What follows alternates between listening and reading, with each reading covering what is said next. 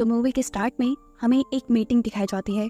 इस मीटिंग में बहुत सारे पॉलिटिशियंस और साथ ही नेशनल सिक्योरिटी ऑफिसर्स आए हुए थे। इन लोगों के कुछ कैप्टन्स को टेररिस्ट ने अरेस्ट कर लिया था। उन्हीं को छुड़वाने का ये लोग प्लान बना रहे थे। किडनैप हुए उन कैप्टन्स को पूरे 5 मार्क्स रखे थे। यहीं पर जोंग ह्यून नामी एक आदमी बैठा था जो सिक्योरिटी एजेंसी का हेड था और अगला प्राइम मिनिस्टर भी बनने वाला था। वो यहाँ कैप्टन्स को बचाने का एक मशवरा देता है जो बाकी लोगों को पसंद नहीं आया। तभी यहाँ उसके पीछे बैठा वॉन जो कि उसका असिस्टेंट था, वो सब लोगों को उसकी बात समझाता है। असल में उसने अपने बॉस की बात का पूरा मतलब ही बदल डाला था, जिसके आइडिया से अब सब लोग राजी भी हो गए थे। और आज उसके इस तरह से सिचुएशन संभालने की वजह से जोंग ह्यून भी उससे काफी खुश था। वो उससे कहता है कि अगर तुम जैसे लोग मुझे पहले मिल जाते तो मैं आज प्राइम मिनिस्टर होता। खैर वॉन अब अपने घर चला जाता है जहाँ हम उसकी बेटी क्योन मिंग से मिलते हैं, जिससे वॉन जबरदस्ती पढ़ने के लिए दूसरे मुल्क भेज रहा था। वो क्योन मिंग को अब एयरपोर्ट छोड़ने के लिए निकल पड़ता है। रास्ते में की गाड़ी का फ्यूल कम था, जिसे वो डरवाने के लिए एक फ्यूल स्टेशन पर रुक गया, जहाँ उसे मिला एक लड़का। वॉन उसे अपना कार्ड देता है, लेकिन जवाब में वो लड़का कहता है कि हमारी मशीन खराब है, आपको ये पैसे कैश में देने होंगे। ये सुनकर वॉन को उस पर शक हुआ। ऐसा लगा कि जैसे वो ये पैसे अपने पास रख के अपने बॉस से झूठ बोलेगा, इसलिए वो उसे कहता है कि ये पैसे मैं तुम्हारे बॉस को दे दूंगा। ये कहकर वो गाड़ी भगाकर आगे चला गया। हाईवे से ये लोग गुजर रहे थे, तभी रेडियो पे इन्हें हाई अलर्ट दिया जाता है कि कुछ ही देर में यहाँ बहुत बुरा फॉग फैलने वाला है। जितने भी लोग हाईवे पे सफर कर रहे हैं वो अपना बहुत ही ख्याल रखें और ध्यान से ड्राइविंग करें। लेकिन सभी लोग इस चीज पे कहाँ ध्यान देते हैं।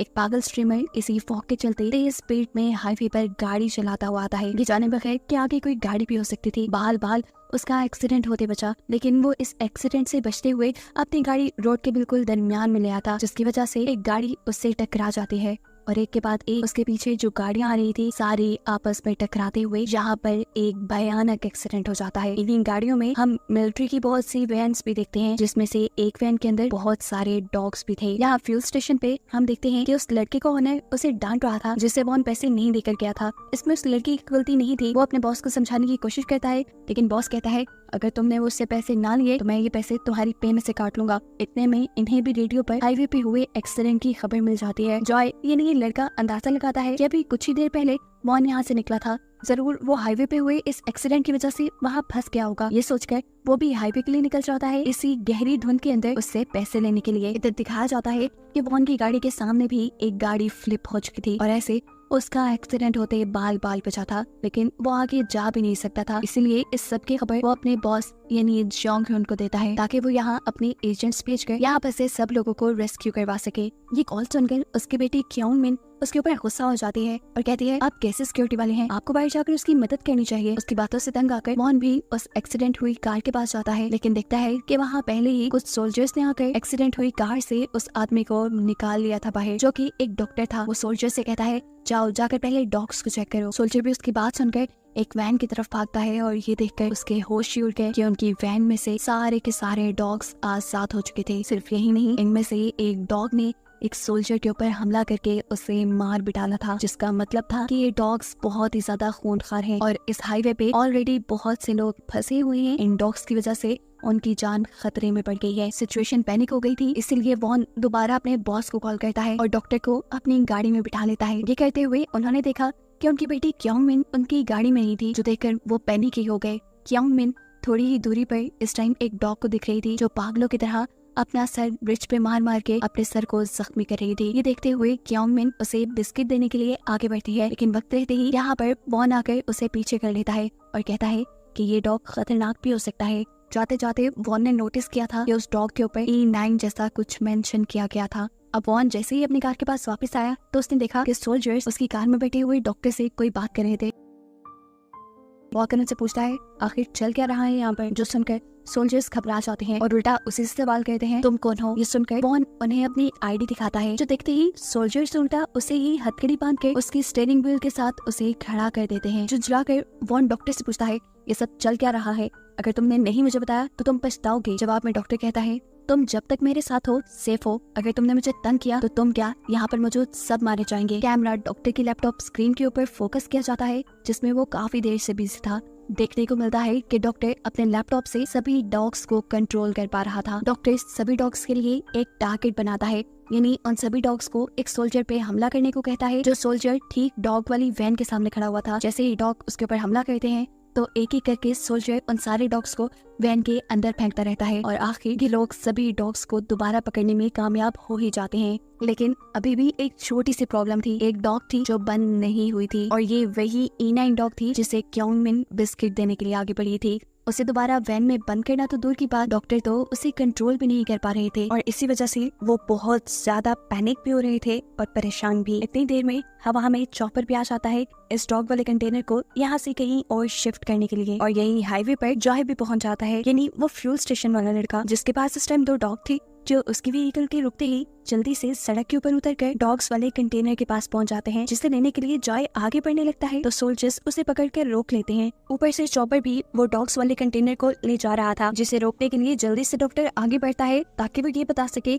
कि इसमें E9 नहीं है। लेकिन पीछे से उसे वॉन पकड़ लेता है और उससे पूछता है ये सब चल क्या रहा है। जवाब में उसने सिर्फ एक ही लफ्ज कहा, प्रोजेक्ट साइलेंस। वो डॉक्टर से इस बारे में और भी क्वेश्चन करना चाह रहा था, लेकिन यहाँ पर सोल्जर्स उसे रोक देते हैं, जबकि बाकी सारे सोल्जर्स डॉक्टर से कहते हैं कि हम E9 डॉग को लेने के लिए बाद में आ जाएंगे, अभी इन डॉग्स को यहाँ से निकालना ज्यादा जरूरी है। इधर हमें दिखाया जाता है कि एक सोल्जर के हाथ एक छोटी सी चिप लगी है। ये चिप E9 डॉग की थी और ऐसे हमें ये बात मालूम हुई कि डॉक्टर सभी डॉग्स को उनकी बॉडी के अंदर लगाई हुई चिप्स के जरिए कंट्रोल कर पा रहा था और अब E9 डॉग ने ये चिप अपने सर से निकाल दी थी, इसीलिए डॉक्टर उसे कंट्रोल नहीं कर पा रहा था। इधर E9 डॉग को दिखाया जाता है जो एकदम से चॉपर के ऊपर हमला कर चुकी है। हमला करके उसने बहुत सारे सोल्जर्स को जख्मी कर दिया, जिसकी वजह से चॉपर का बैलेंस खराब हो गया और वो इलेक्ट्रिसिटी की तारों पे गिरकर बिल्कुल ही क्रैश हो गया और ऐसे सारे के सारे डॉग्स का कंटेनर नीचे गिरकर खुल गया। यहाँ डॉक्टर अपने लैपटॉप पे देखता है कि उसके सिस्टम में भी एरर आ चुका था और टारगेट खुद ब खुद 116 लोगों पे सेट हो गया, जिसका मतलब था कि अब ये डॉग्स 116 लोगों को मारेंगे और अपना मिशन पूरा किए बगैर ये डॉग रुकने वाले नहीं है। दिखाया जाता है कि एक एक करके सारे डॉग्स यहाँ खड़े सभी इंसानों के ऊपर हमला कर देते हैं। ऐसे में ही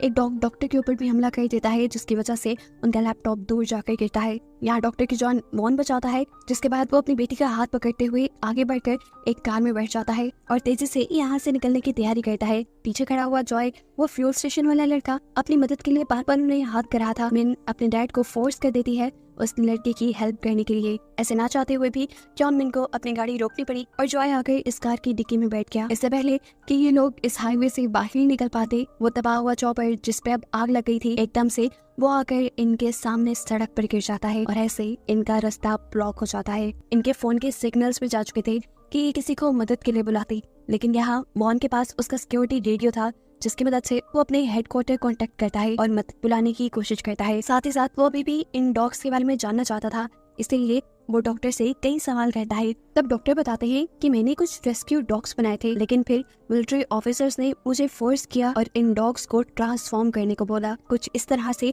कि वो लोग इन डॉग्स को वेपन के तौर पर इस्तेमाल कर पाए, ताकि जंग में या किसी भी बुरी सिचुएशन में इन डॉग्स को इस्तेमाल करवाया जा सके।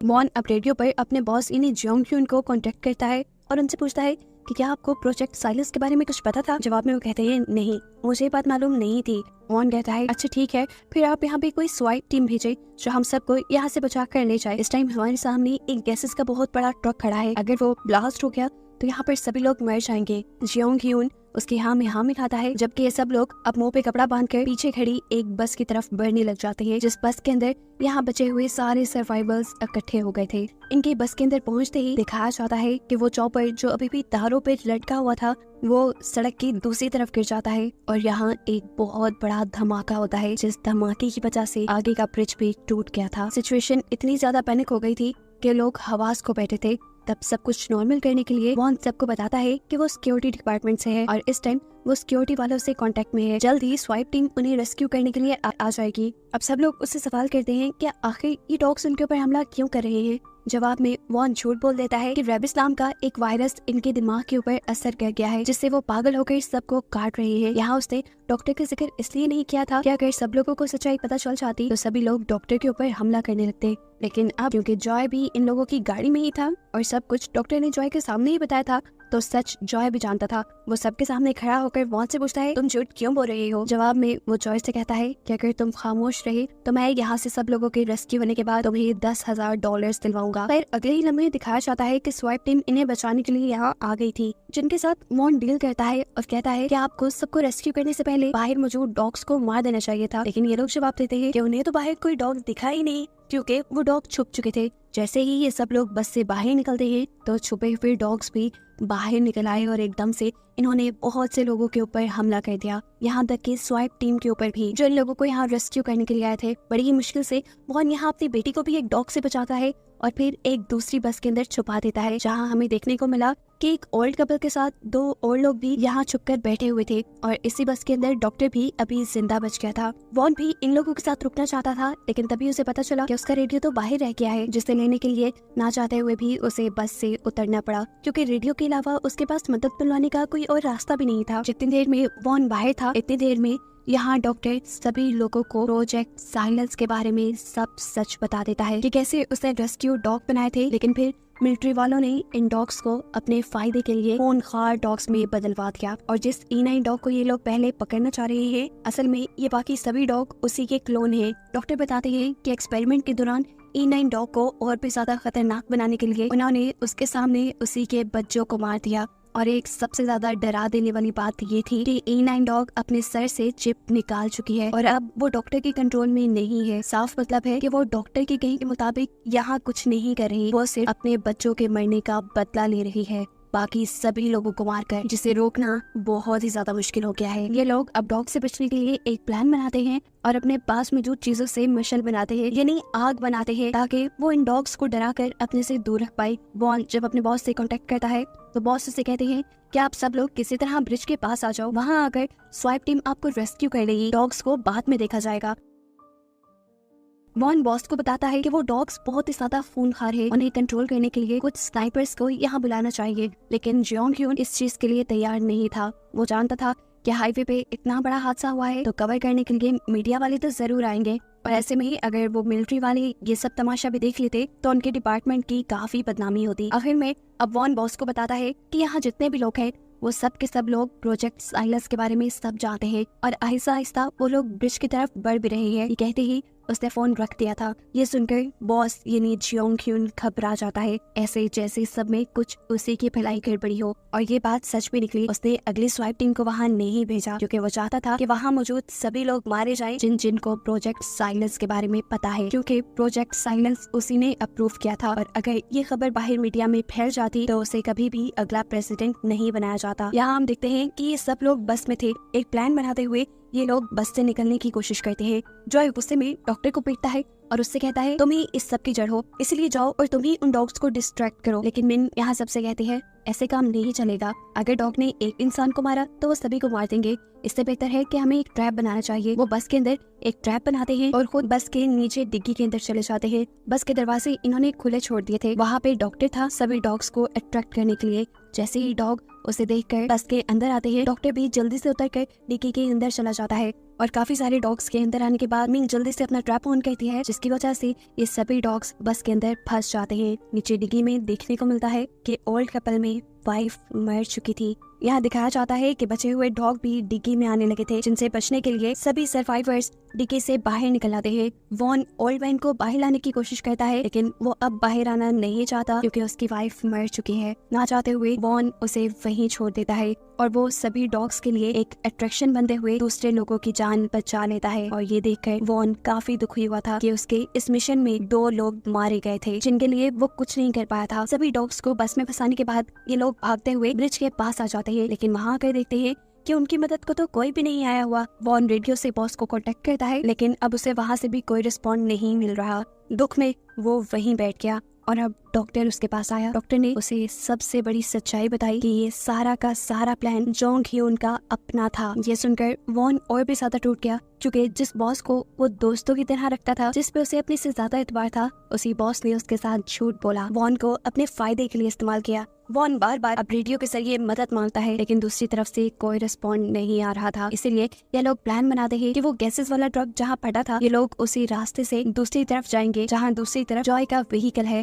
उस व्हीकल में बैठ के ये लोग इस हाईवे से निकल सकते हैं। लेकिन मसला एक और था, व्हीकल की चाबी तो जॉय के पास थी, जो उसी बस में रह गई जिस बस में ये लोग डॉग से बचने के लिए गए थे, और अब उसी बस में डॉग्स को ट्रैप किया हुआ था। अब चाबी वापस वहाँ से हासिल करने के लिए ये लोग एक नया प्लान बनाते हैं। डॉक्टर अपना लैपटॉप ढूंढकर सभी डॉग्स को कंट्रोल करता है और वॉन को टारगेट बना देता है ताकि सभी डॉग्स उसके ऊपर हमला करने के लिए बस से बाहर निकले। अब बस से बाहर भी वो कैसे निकलते, बस तो बंद थी। इसके लिए यहाँ पर इन्हीं के साथ खड़ी हुई एक गोल्फ प्लेयर अपनी बॉल से बार बार शीशे के ऊपर हिट करती है, जिससे बस का शीशा टूट जाता है और सारे के सारे डॉग्स निकल कर वॉन के ऊपर हमला शुरू कर देते हैं। वॉन जो इस टाइम डॉग वाले कंटेनर में खड़ा था, डॉग्स ऑटोमेटिकली उस कंटेनर में आने लगे।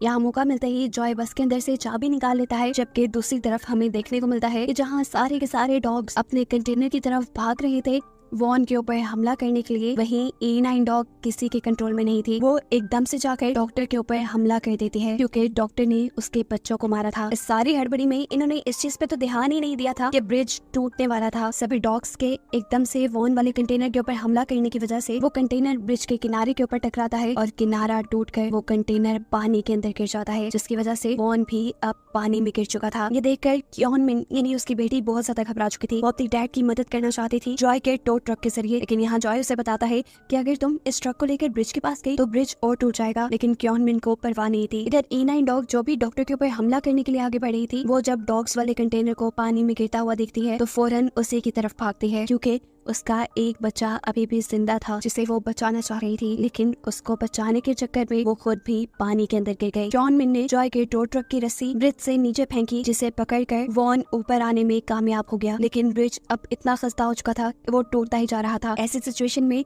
जॉय अक्लमंदी दिखाता है और फुल स्पीड पे अपने ट्रक को चलाता है, जिससे कि ब्रिज टूटने से पहले पहले ही ये लोग सेफ जोन के अंदर आ जाते हैं, जहां अब सुबह भी हो चुकी थी और सेफ जोन के अंदर बहुत सारे पुलिस और मीडिया के लोग खड़े हुए थे। यहीं पर हम जियोंग ह्यून को भी देखते हैं, जो यहाँ की कंडीशन देखने के लिए आया था और सर्वाइवर्स को देखकर तो उसके होश उड़ गए, क्योंकि अब उसे पता चल गया था कि उसका प्रेसिडेंट बनने का ख्वाब तो ख्वाब ही रह जाएगा। वॉन जैसे उसके ऊपर बहुत ही ज्यादा गुस्सा था, इधर करीब आते ही वो उसके मुंह पे पंच करता है। सिचुएशन संभालने के लिए जियोंग ह्यून उससे कहता है तुम्हें अपनी बेटी के फ्यूचर के बारे में सोचना चाहिए। इस टाइम उसके हाथ में बहुत से चेक्स थे, यानी वो वॉन को खरीदने के लिए आया था, लेकिन वॉन खुद गर्ज नहीं था। इतने सारे लोगों की जान खतरे में डालकर वो अपनी बेटी को पढ़ाना नहीं चाहता था। उसे कहता है रखो अपने पास अपने पैसे। इसके बाद वॉन मीडिया वालों के सामने जाता है और जियोंग ह्यून की सारी पोल खोल देता है कि कैसे उसने एक साइलेंस प्रोजेक्ट बनवाया, जिसमें उसने रेस्क्यू डॉग्स को कुछ इस तरह से म्यूटेट करवाया कि वो वेपन्स के तौर पर इस्तेमाल हो सके, और उन्हीं डॉग्स की वजह से आज ये लोग इतनी बड़ी मुसीबत में पहुंचे थे। ऐसे खतरनाक डॉग्स किसी भी सिचुएशन में इस्तेमाल करने के लिए सूटेबल नहीं होते। यहाँ पर वॉन का साथ डॉक्टर भी देता है और मीडिया को जियोंग ह्यून के खिलाफ सारे सबूत प्रोवाइड कर देता है। ये सब सुनकर जियोंग ह्यून को भागने के अलावा कोई रास्ता नजर नहीं आता और वो यहाँ से चला जाता है। जबकि सीन कट होकर अब हम E9 को देखते हैं, जो किसी तरह अपने बच्चे को बचाकर नहर के किनारे पे ले आई थी। ऐसे उसका मकसद पूरा हो गया था अपने बच्चे को बचाने का, जिसके साथ ये कहानी यहीं खत्म हो गई।